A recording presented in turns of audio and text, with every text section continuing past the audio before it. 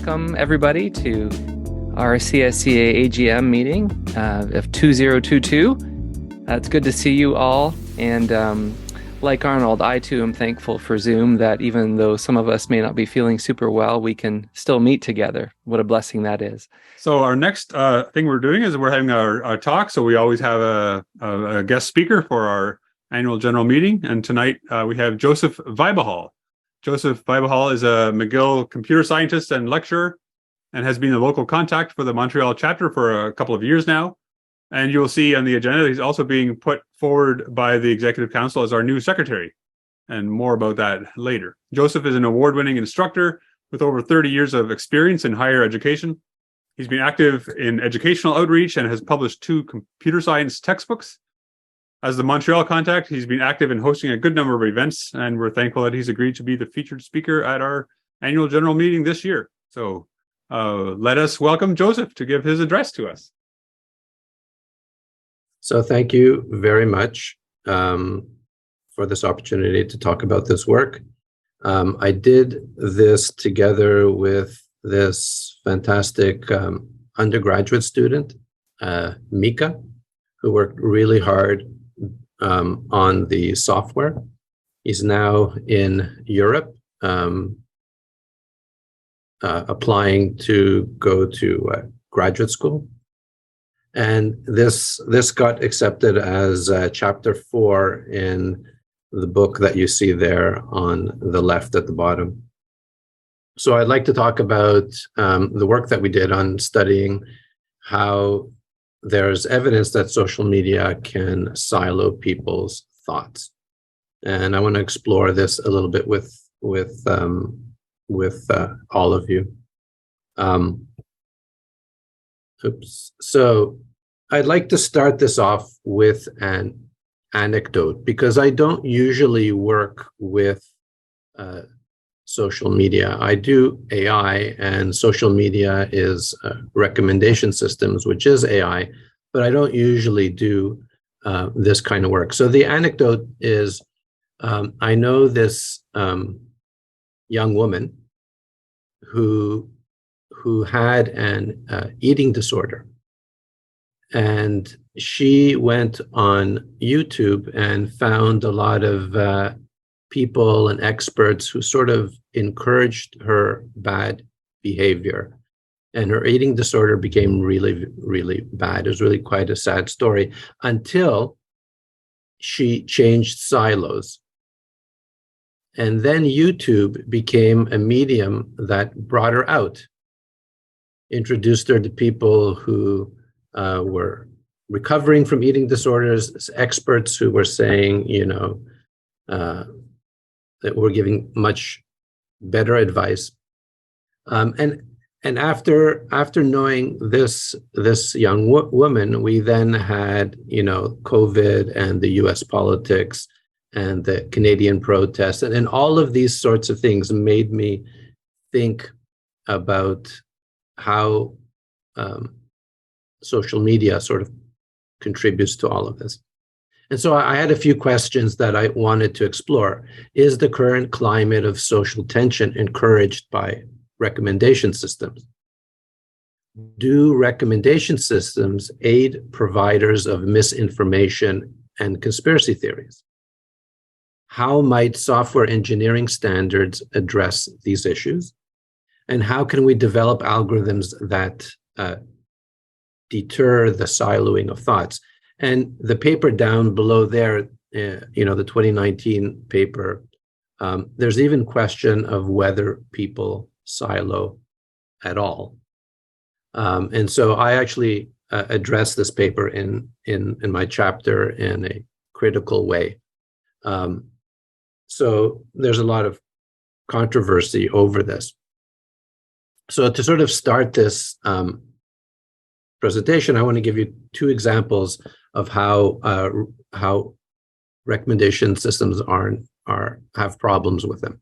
One is the implicit bias that is in artificial neural networks. So artificial neural networks is a type of software system that does pattern matching really well. So if I train the ANN between the faces of Arnold and Bob and then show a picture of Heather, it would say it's not Arnold and Bob, right? And so a pattern matcher is really very good at this sort of thing.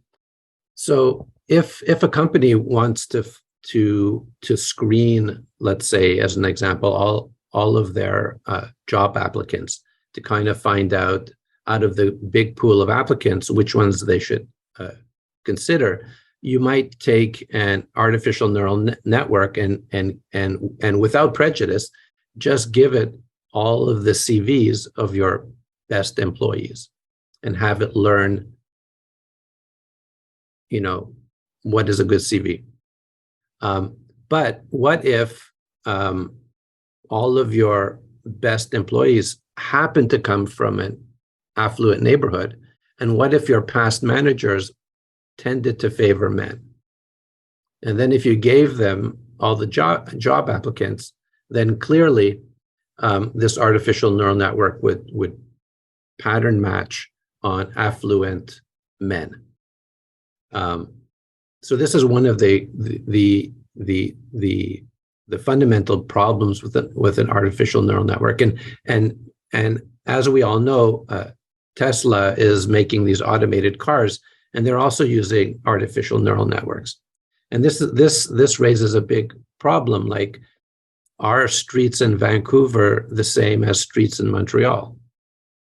What about the streets in northern Alberta, in the villages? Are they the same? Or what about the island of Crete? So being able to teach a neural network everything that it needs to know is a really difficult task. Another way of doing a recommendation system is a very simple way. You can just count how many times someone visits, let's say, science fiction movies or love stories or something like that. And you can use this way of counting. And once the number becomes higher than a threshold, then you would start recommending these films to someone. You can do this as an absolute value. You can do this as a percentage. But the side effect is, maybe you've experienced this, right? You've gone to a recommendation system, and for that day, you were really interested in something, and you watched it a lot. And then the next day, it keeps showing you this stuff that you're not interested in any longer. You were just interested in that one day, but as you go, you have to be intentional to sort of tell the system that you're no longer interested in this, because it keeps recommending this thing to you over again. So this is an example of how a computer system can kind of silo you. It kind of, because you were interested in a topic one day, you got high stats, and then it starts showing you these recommendations, even though you're no longer interested. I don't know if that's ever happened to you. It's happened to me a couple of times. I currently have that problem on YouTube, and I'm trying to stop it from showing me stuff, and it's quite difficult. But so the question then, does YouTube suffer from these sorts of problems? And so the problem with YouTube is that YouTube is a black box. I don't know what algorithms they have. They're not going to share it with me. I don't know what kind of database they have. They're not going to share with me. So I need to sort of probe this black box. And so our solution was to install 10 computers. Each computer had 20 bots, and each bot had a personality. And I put that in quotes because I'll describe what personality means. But in general, these 200 bots invaded YouTube, and then I recorded what happened, and then we analyzed what happened, and that's pretty much what we did. Now, we have an important assumption that we've made, that we think our data holds up, but and that assumption is that when you interact with YouTube, and probably with other places, but this is specifically about YouTube, if you interact with YouTube, you're actually interacting with this meta space, which I'll describe to you. So first, let me start off with the idea of a graph. If you are on Netflix, for example, and Netflix has all of these movies, and you want to watch a movie, and so let's say this graph over here, all these red dots are all the movies. Let's say you watched this movie over here, okay, and you finished watching that movie. Because these arcs are the software thinking that these other things are related to the movie. And so after you finish watching that movie, it's going to recommend you this movie, this movie, this movie, and this movie. Let's say you happen to watch this movie next. What it's going to do is it's going to recommend this movie to you. It'll recommend this one again. It'll recommend this one again, and it'll also recommend this one that you watched before. And if you see that kind of pattern, you know that you're inside a graph. Okay, if you notice that kind of pattern when you're interacting with YouTube or Netflix or whatever. But we argue that humans will actively prune whatever they're watching.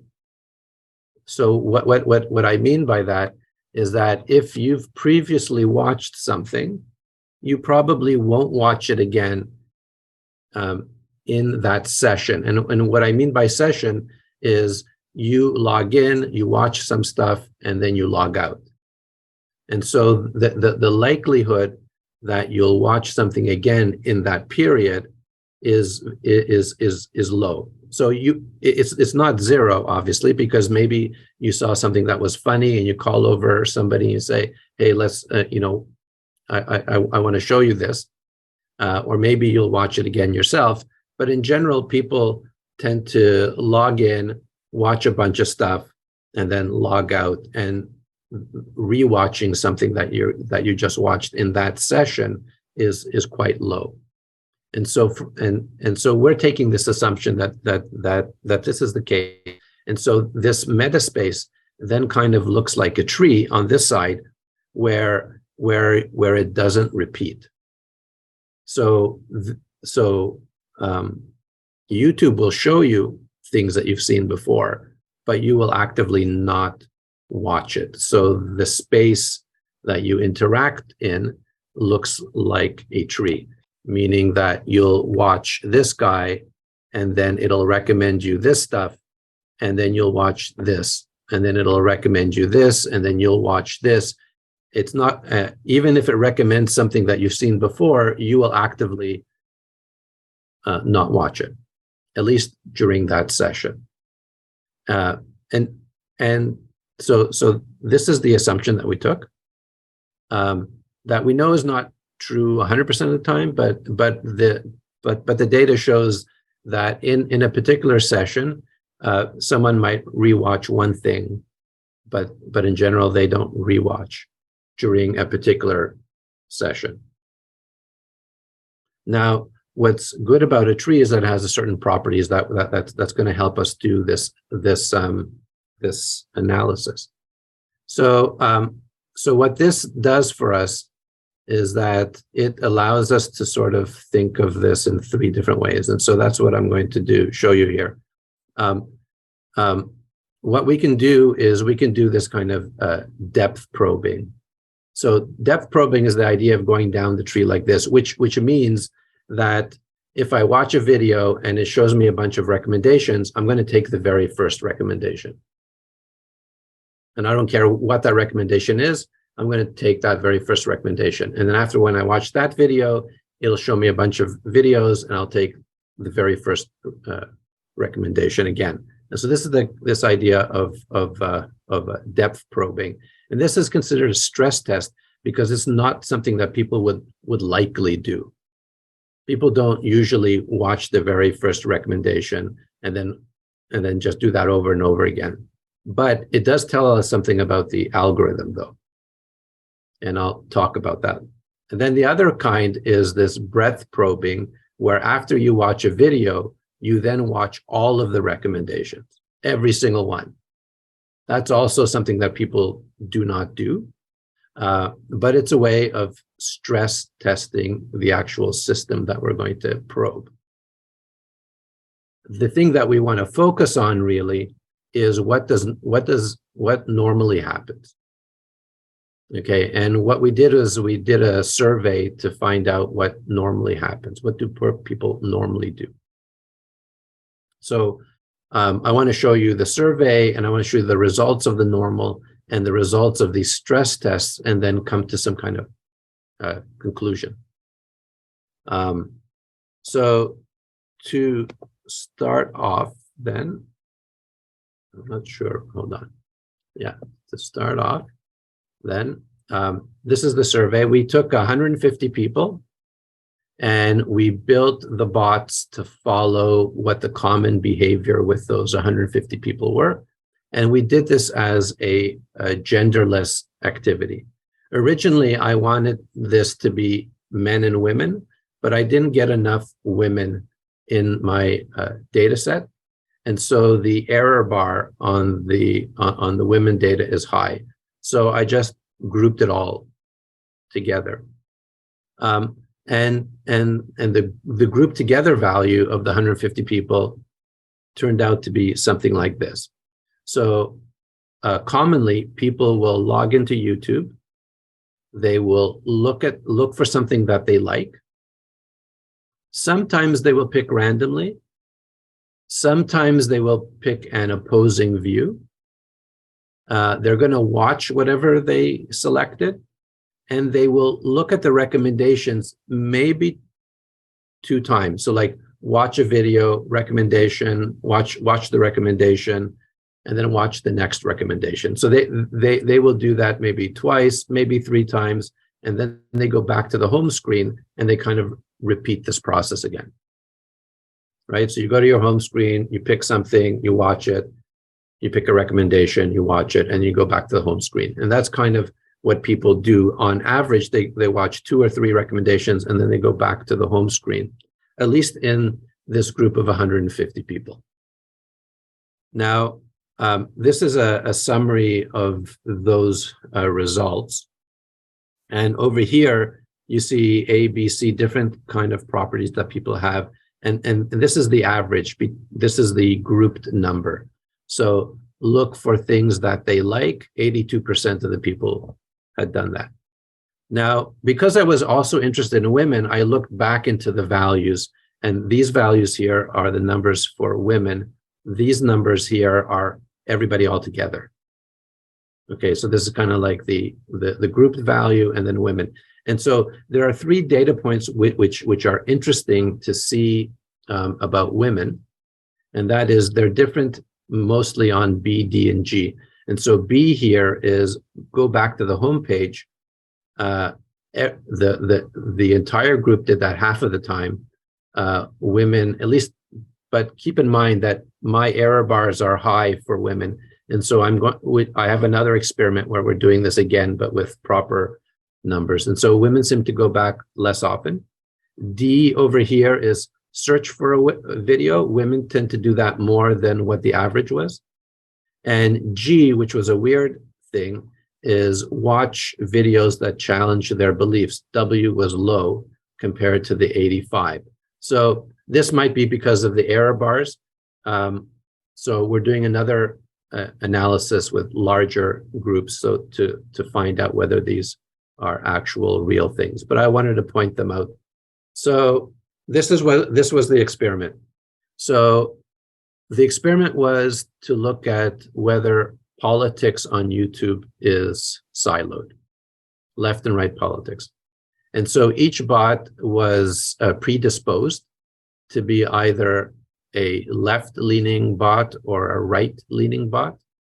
And we did this by using a curated list of left-right videos that is publicly available online. So online, there's this list that you can get of left videos and right videos, and so we used that. And then the behavior each bot had was 80% of the time it would pick videos from its predisposition. 10% of the time it would pick randomly, and 10% of the time it would pick the opposing view. It would follow recommendations 2 times, and then it would go back to the home screen, and then it would repeat that process. And so we kind of did this as the common way that people interact with YouTube. And an important thing to note, though, is that the normal distribution is flat and wide. So there's a lot of variability between people, but this is the most common behavior. So this is the first analysis that I want to go through with you. So this is the charts that we produced from the survey of what people normally do. So I would like you to sort of look at this. So this is called by depth. So by depth here, I mean that we started at the home screen, we watched the recommendation, and so we went downwards watching recommendations, and then we came back up. So that's depth. And so if you look at this, so this is a left-leaning bot, and blue here is left-leaning videos that the bot was recommended. And so here, the bot starts over here, being biased, and you notice that this blue is always quite high. And the opposing view, which is the right, which is the orange here, you see is very low. So as they're going down, watching one recommendation after the other, you notice that the opposing view isn't shown. But what is interesting is that there's this competing green.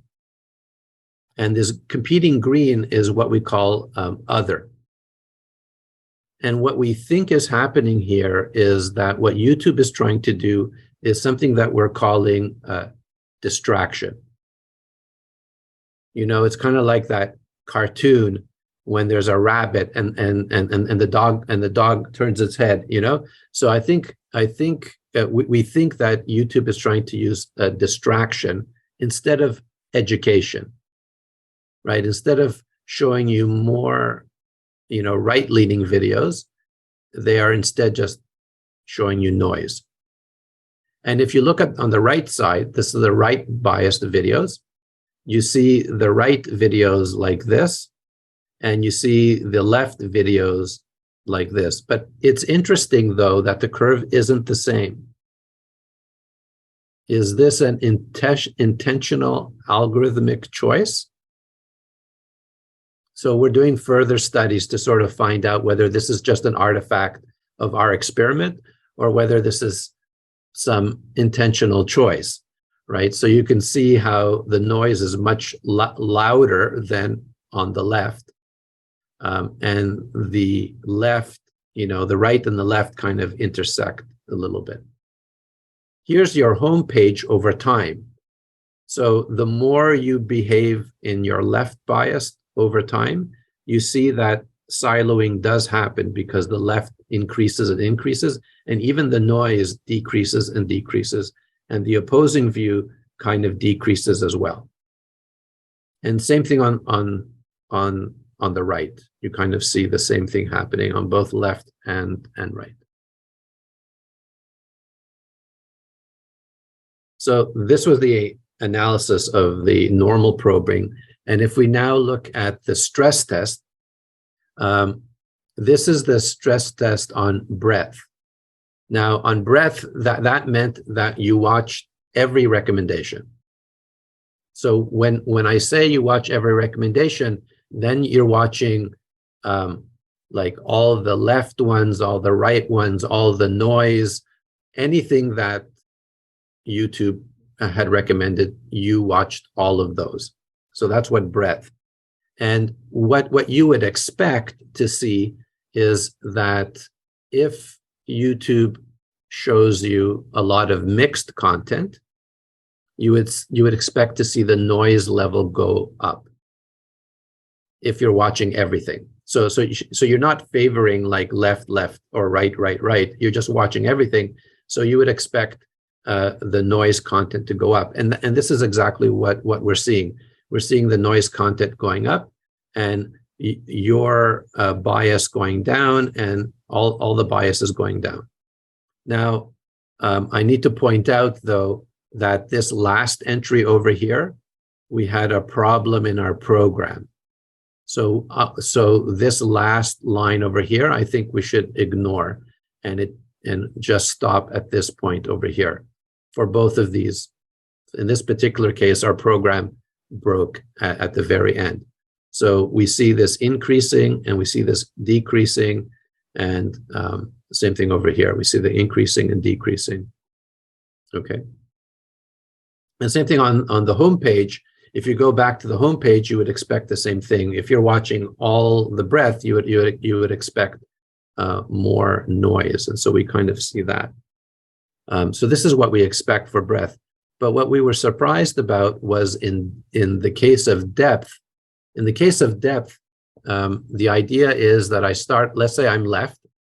I watch a left video, and then I look at my recommendations, and I'm going to pick my first recommendation. And you would expect that the first recommendation would be a left video. But it seems to not be the case in YouTube. Here you see the bot was left, but then it suddenly changes. It's as if the algorithm there says, okay, we need to stop this. And you see that the first recommendation starts being something else.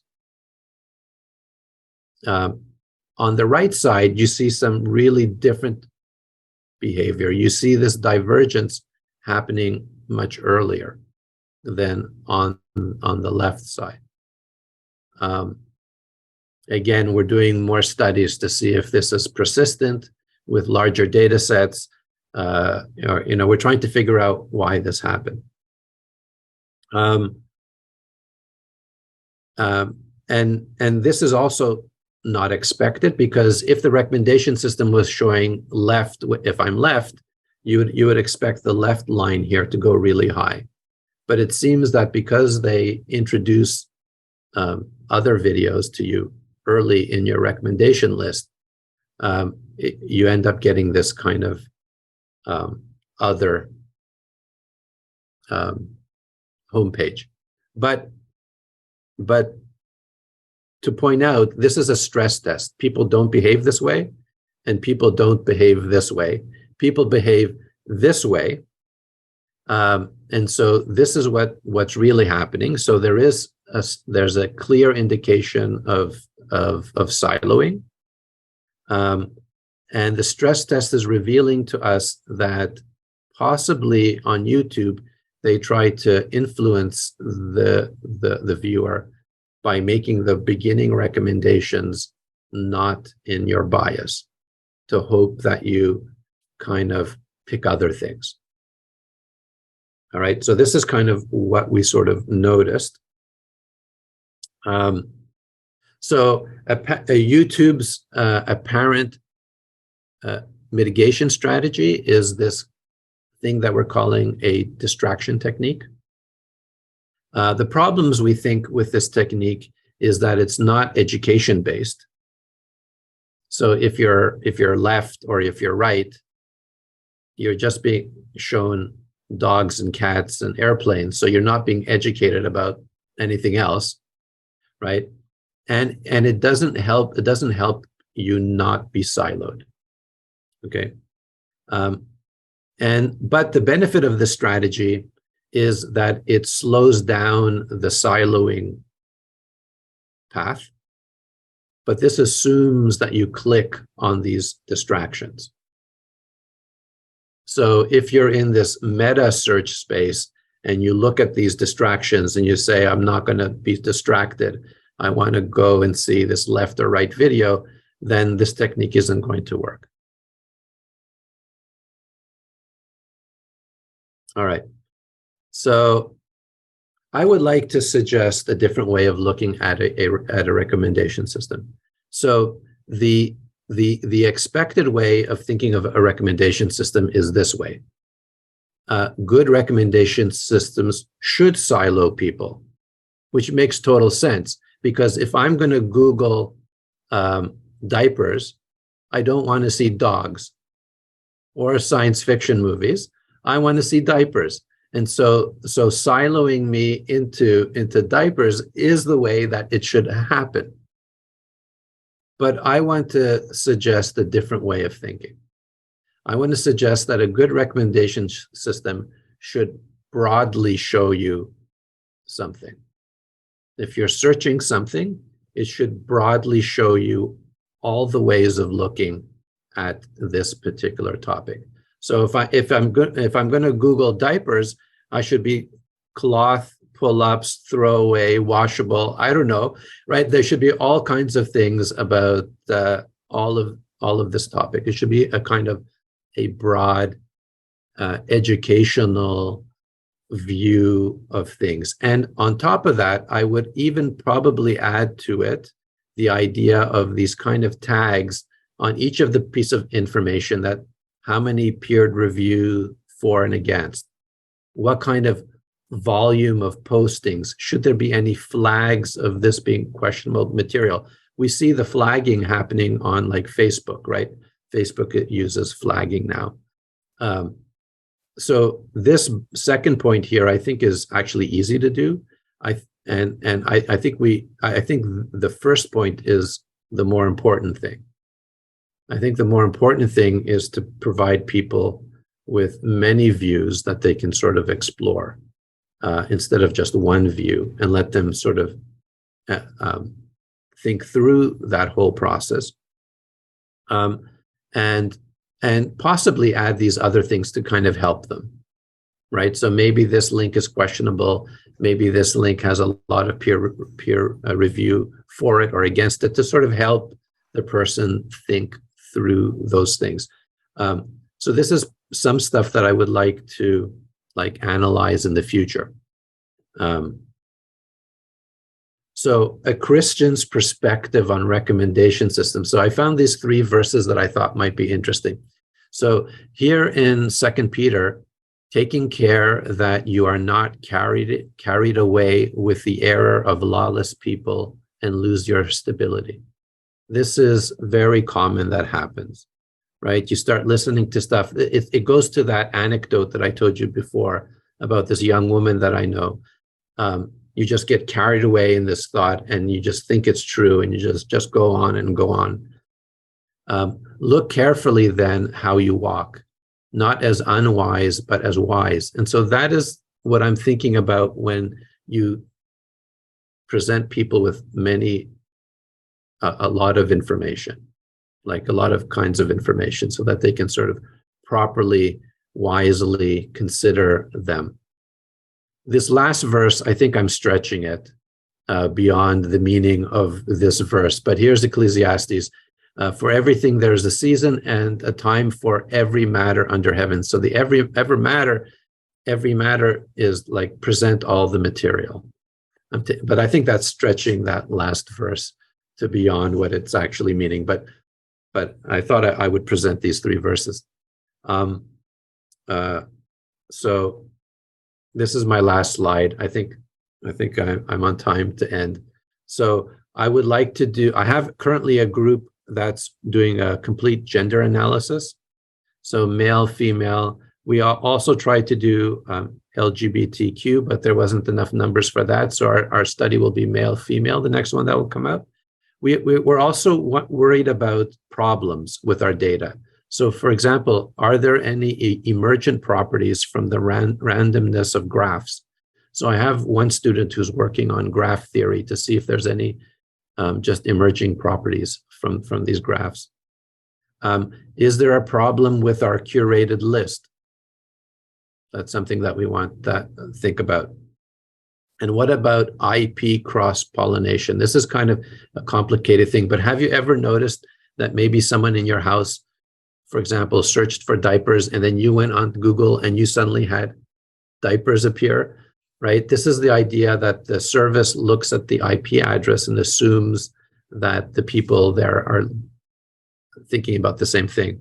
So the reason I'm concerned about this is because I ran the 10 computers at McGill, all on the same IP. So could there have been an extenuating thing because of that? So yeah, so balanced recommendation systems, proposing social policies. Are there engineering standards that we should propose? And what about Twitter, Instagram, TikTok, and Facebook? What about these platforms? So we're kind of looking right now at TikTok and Twitter. Facebook is difficult because you have to be friends with somebody, and who's going to friend a bot? So that's something we're trying to figure out what that means. Anyway, so that's it for my talk. Thank you, Joseph. I think that was very informative. Thanks for the talk. It's very good. Appreciate the research you've been doing. Thank you. This is a huge issue of bad players controlling some of the way that that the biases are slanted. Do you see any way that governments or other groups can come up with public policy to control bad actors working in this biasing? I think it's hard in the sense that there's the freedom of speech, and the idea that is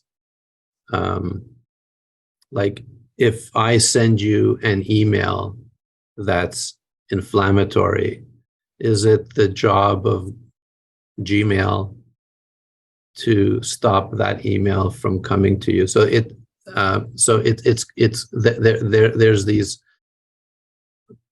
there's these arguments that are placed that, is it the responsibility? Whose responsibility is it really? So I think that is the hard area. So I'm not sure if policies can be put into place without infringing on some rights. So we would have to make that kind of decision on what's true and what's not true, and that becomes kind of hard because like I have colleagues over here at McGill who don't think Christianity is true, and they wouldn't want me to spread Christianity, and then that becomes complicated, right? And so how do we as a society make those kind of choices? And so that's why I was kind of thinking of it more in, if we show the broad view and let people sort of study it, then that kind of avoids some of those issues. I guess that's how I would answer it. I'm not really sure how to answer it because I think that it gets a little bit complicated on what people think are true and not true.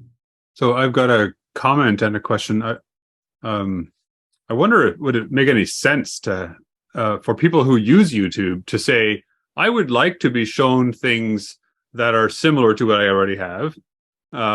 I would like to be shown things that challenge my point of view, to as an option. Like, here's the option I would like my algorithm to function in the following way. But it seems like we're defaulted to letting YouTube or Twitter or whatever it is decide for us what the algorithm they want us to use. So that's just a comment. And my question, maybe it's also my question is about you thought I think you're thinking of YouTube as mostly for educational value. Probably the general public thinks of YouTube for entertainment value. And there's others who might do it not really for education, but like, how to repair my dishwasher, and that sort of thing. So do we have general knowledge of the general population's view of what YouTube is for? And how would that inform how algorithms on such a platform ought to be provided? Okay, so I think there's I think we change. We use YouTube for entertainment, and then we use YouTube for news, and then we use YouTube for watching science talks. We kind of change, and so our behavior changes, and so it would be great if YouTube figured that out. Oh, Joseph's in the mood for watching entertainment, so let's do that kind of algorithm. Okay, Joseph's watching science stuff, so let's now switch to the other algorithm. And I think that's just a difficult engineering challenge, because then you'd have to maintain these different algorithms, make sure those different algorithms are correct. It's much easier to maintain a single algorithm. And I think it just comes to this engineering thing. I've had conversations like you on your initial comment, Arnold, where it would be great if there was a way of customizing YouTube. So we've had discussions in my group about how would you add controls, buttons to YouTube where you could kind of influence YouTube by, I'm in an entertaining mood now, right? But at the same time, you can misuse that. You can say, for example, I only want to listen to this kind of. You can silo yourself that way too. Yeah, and you can choose to silo yourself even that way. So, like for example, what's Trump's social media thing, right? That's a choice to kind of silo yourself into one way of thinking by creating an app, and then I'm not judging. I'm just saying, right? You're creating an app and you're having one kind of material there, and then you're choosing to be in that, and so that's an intentional choice of being siloed. And I guess I'm thinking about unintentional siloing, right? You're using YouTube because you want to get educated, but then suddenly you're in a silo and you don't even know it. Patrick? Yeah, thank you for your talk. It was very interesting and something that impacts all of us.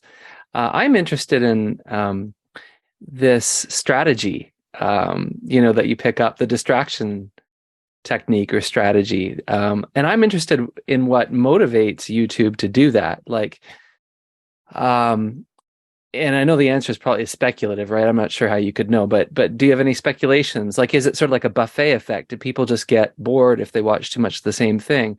Or do they get too annoyed if they, if it gets too intense? Like, is there some kind of, I'm guessing there must be some financial motivation ultimately. I don't know.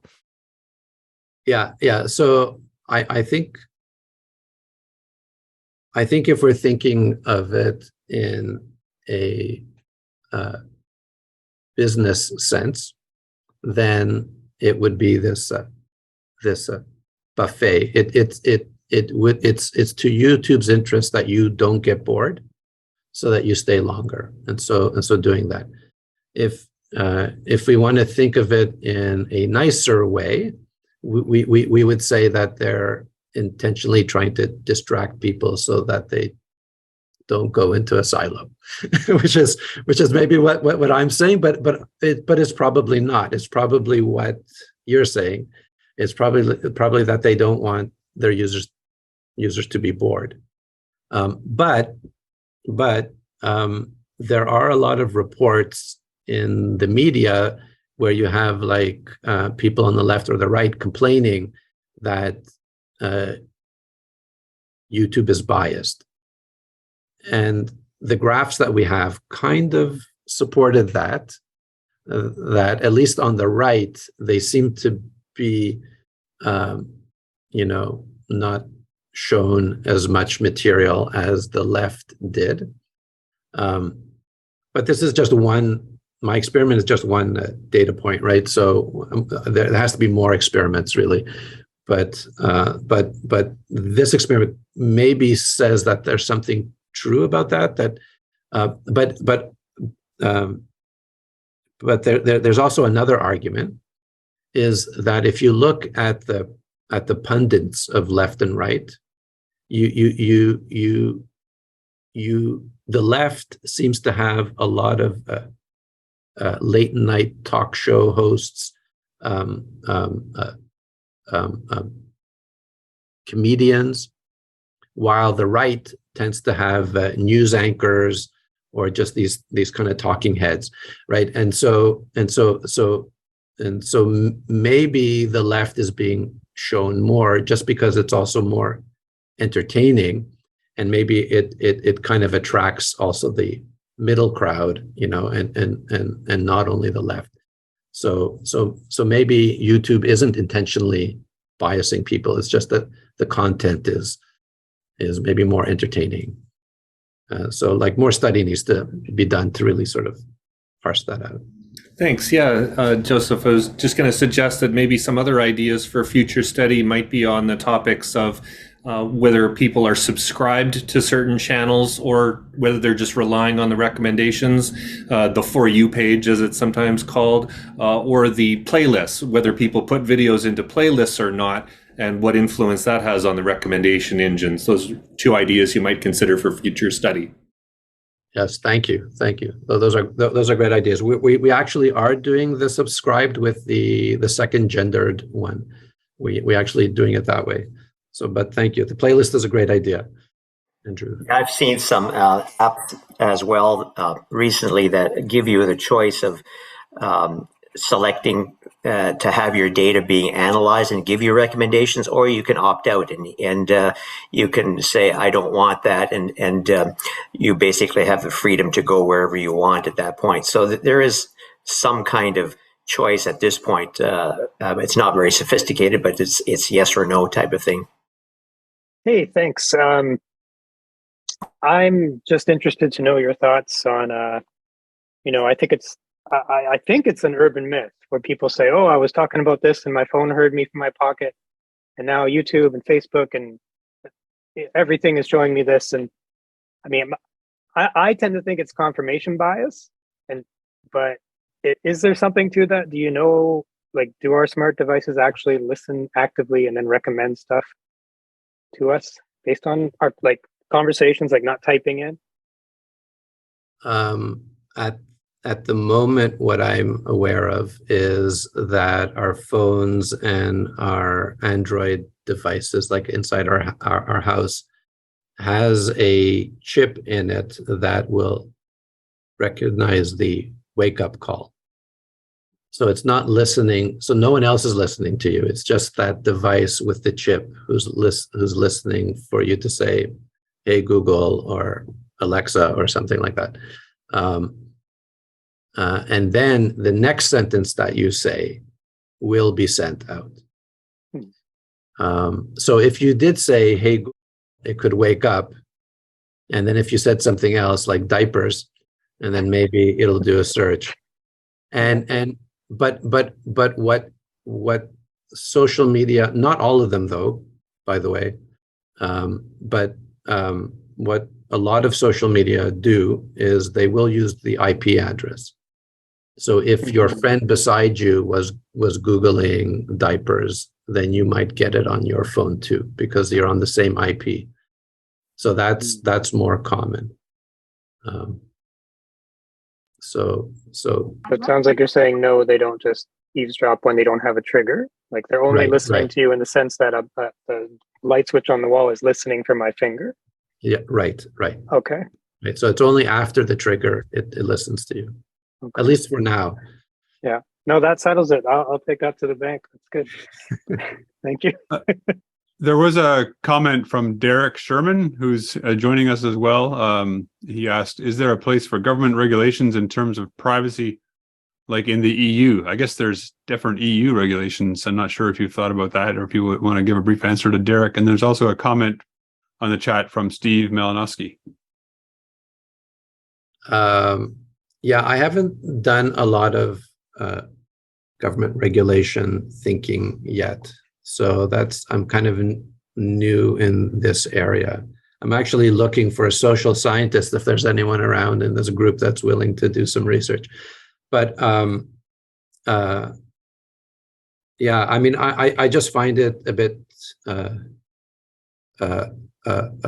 complicated that once we start making choices about what's right and wrong, then because we're especially a religious group, it just becomes complicated, I think. And so I would tend to avoid that kind of thinking and just say, I trust my local person if they're given enough information that they are reasonable. We can disagree even if we are reasonable people, right? So I kind of would like to believe that, but I'm not sure how to answer Derek's question. And so we'll probably wrap it up here. Interesting a comment as well by Steve Malinowski about what the algorithm is doing and whether you can judge the intentions and so forth. And there's lots of scope for further conversation on these things. And we'll probably move over to our annual general meeting proper.